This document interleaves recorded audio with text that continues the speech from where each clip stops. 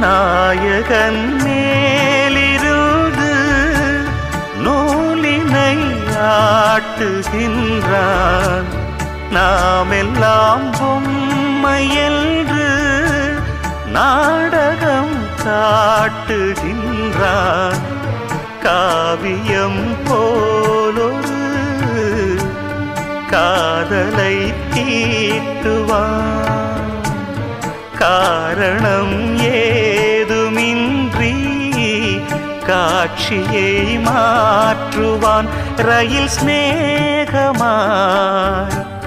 புயலடித்த மேகமாய் கலைந்து வந்து கூடும் பின் ஓடும் நாம் கூத்தாடும் கூட்டமே. எல்லோரும் சொல்லும் பாட்டு சொல்வேனே உன்னை பார்த்து.